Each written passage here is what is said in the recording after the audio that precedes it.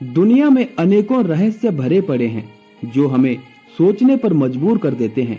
देवभूमि उत्तराखंड के टिहरी जनपद के अंतर्गत नागनी की नाग गुफा के क्या रहस्य हैं? नागनी के खेतों में काश्तकारों के द्वारा काम करते वक्त ऐसी कौन सी भूल चूक हो जाती है जिस कारण से खेतों के चारों तरफ नाग ही नाग नजर आने लगते हैं? नागनी के खेतों से महज 1.5 किलोमीटर ऊपर पहाड़ी पर स्थित नाग गुफा में जाने से लोग क्यों डरते थे और अनेकों वर्षों के बाद जब लोग हिम्मत जुटाकर नागनी की नाग गुफा में पहुंचे तो उन्होंने वहां पर क्या देखा?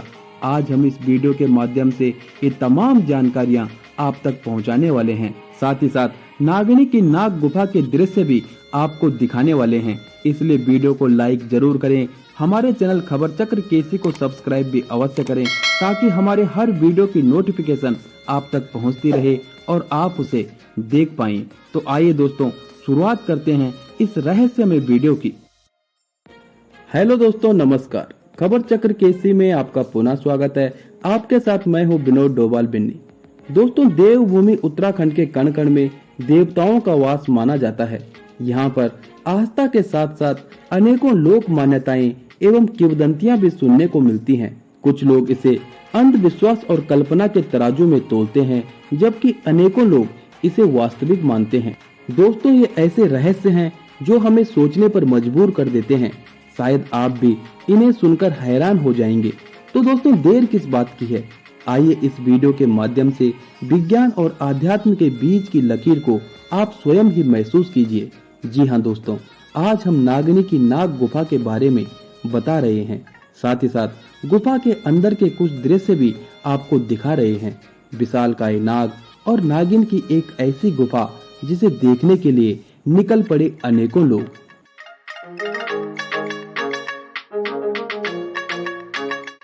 आइए दोस्तों, सबसे पहले जानते हैं नागनी की नाग गुफा कहां पर स्थित है। दोस्तों, देवभूमि उत्तराखंड के टिहरी जनपद के अंतर्गत सुप्रसिद्ध चंबा शहर में NH 94 यानी ऋषिकेश रोड पर महज 12 किलोमीटर की दूरी पर हेवल नदी के तट पर बसा है खूबसूरत कृषि क्षेत्र नागनी।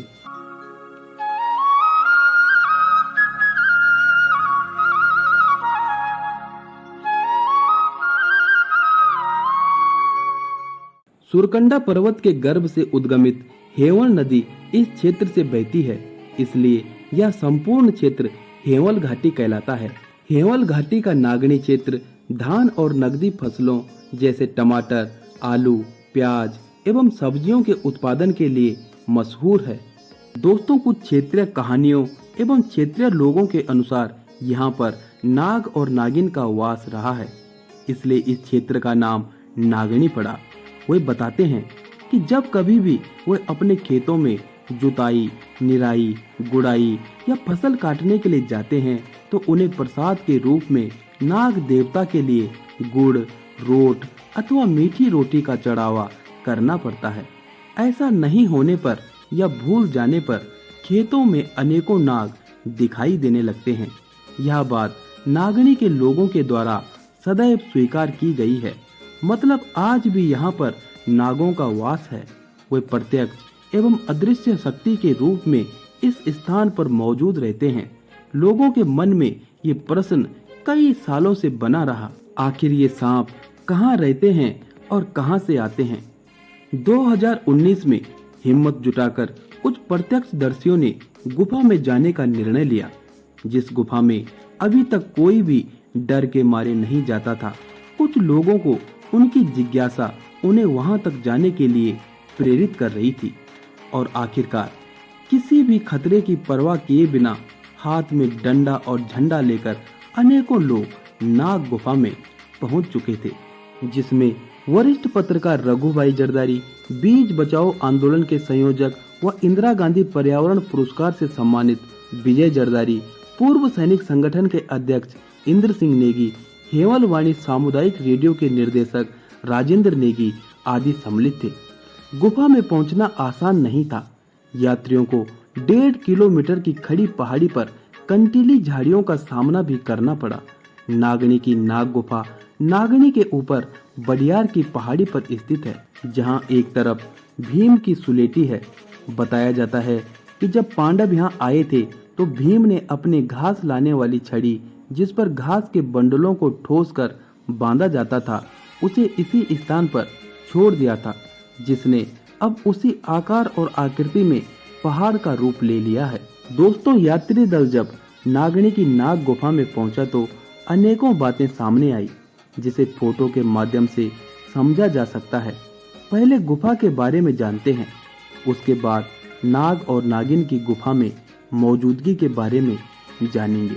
यात्रियों के द्वारा बताई गई बातें एवं उनके द्वारा ली गई फोटोग्राफी के अनुसार ये गुफा किसी बड़े कमरे की तरह है, जिस पर लगभग 50 लोग आसानी से रह सकते हैं। गुफा के मुख्य द्वार के ऊपर एक और द्वार है जो एक रोशनदान की तरह है, जिससे सूर्य का प्रकाश लगातार गुफा में आसानी से पहुंचता है, जिससे गुफा के अंदर भी बाहर के बराबर रोशनी रहती है। गुफा की दीवार पर अनेकों आकृतियां उभरी हुई हैं जो बेहद रहस्यमयी हैं, जिसमें सांपों की आकृतियां भी देखने को मिलती हैं। गुफा के आगे कभी घास नहीं जमती है।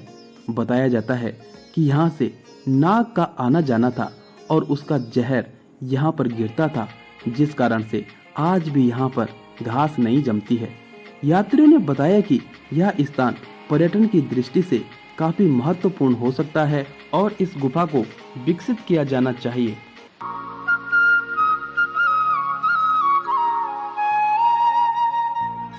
आइए दोस्तों, अब नाग नागिन और नाग गुफा का आपसी कनेक्शन जानते हैं। दोस्तों, नाग गुफा की चर्चाएं कई पीढ़ियों से चली आ रही हैं। कुछ लोगों का मानना है कि नागिन या नाग इसी गुफा में रहता था। उसे लोग तब देखते थे जब वह पानी पीने के लिए हेवल नदी में आता था और नदी से वापस गुफा में जाता था। जहाँ से वह गुजरता था वहाँ आज भी घास नहीं जमती है। ये नाग मणि वाला नाग था। गुफा के ऊपर वाले छेद से वह अपना फन बाहर निकालकर अपनी मणि की रक्षा के लिए चारों तरफ निगरानी करता था। ये नाग इतना विशालकाय था कि इसका गुफा में आना जाना बहुत दूर से देखा जा सकता था। इसी नाग या नागिन के कारण इस क्षेत्र का नाम नागनी पड़ा। आइए दोस्तों, अब जानते हैं नाग गुफा बनने के वैज्ञानिक कारण क्या क्या हो सकते हैं। दोस्तों, नाग गुफा वास्तव में प्रकृति की बहुत ही अद्भुत रचना है। इसके बनने के कारण को यदि विज्ञान की दृष्टि से देखा जाए तो एक बात बेहद सटीक और स्पष्ट है। नागनी के चारों तरफ के पहाड़ चूना पत्थर से भरे हुए हैं। इसके लिए बड़ी बड़ी कंपनियों ने भी इस इलाके पर अपनी गहरी नजर फिराई थी, किंतु नागनी कटाल्डी खनन विरोधी आंदोलन की मजबूती से सरकार और कंपनियों को अपने पांव पीछे हटाने पड़े। इससे स्पष्ट है कि यह पूरा पहाड़ी क्षेत्र चूने पत्थर का है। इसलिए हो सकता है कि जब पहाड़ में पानी का रिसाव ऐसे स्थान पर हुआ होगा जहां पर चूने में रासायनिक अभिक्रिया के द्वारा विस्फोट हो गया हो, जिस कारण से अंदर का चूना पिघलकर बाहर निकल गया हो और इससे इस गुफा का निर्माण प्राकृतिक रूप से हुआ हो। नाग गुफा के नाम से प्रसिद्ध इस गुफा में कभी नाग की मौजूदगी रही होगी या वर्तमान में नाग की मौजूदगी है, इसकी पुष्टि कभी नहीं हो पाई है और ना ही खबर चक्र किसी इसकी पुष्टि करता है।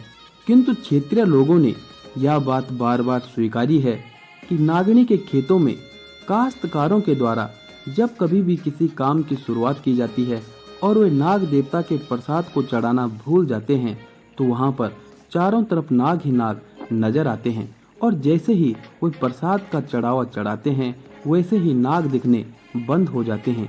यह एक कल्पना है या फिर सच्चाई, इसको समझना काफी मुश्किल है। दोस्तों, हम बहुत जल्द नागनी की नाग गुफा में ग्राउंड जीरो पर जाएंगे और वहां के दृश्य आपको दिखाएंगे। वहां के रहस्यों से पर्दा उठाने का प्रयास करेंगे, वहां के प्रत्यक्षदर्शियों से मिलेंगे, उनके अनुभवों को जानेंगे और वो अनुभव आप तक पहुंचाने का प्रयास करेंगे। आशा करते हैं कि आपको हमारी ये वीडियो पसंद आई होगी और आप अभी तक हमारे चैनल को सब्सक्राइब कर चुके होंगे। लेकिन दोस्तों, यदि आपने अभी तक भी हमारे चैनल खबर चक्र केसी को सब्सक्राइब नहीं किया है तो चैनल को सब्सक्राइब अवश्य करें, साथ ही बेल आइकन को भी दबाएं ताकि हमारे हर वीडियो की नोटिफिकेशन आप तक पहुंचती रहे। तो दोस्तों मिलते हैं एक अगली वीडियो में, तब तक के लिए नमस्कार।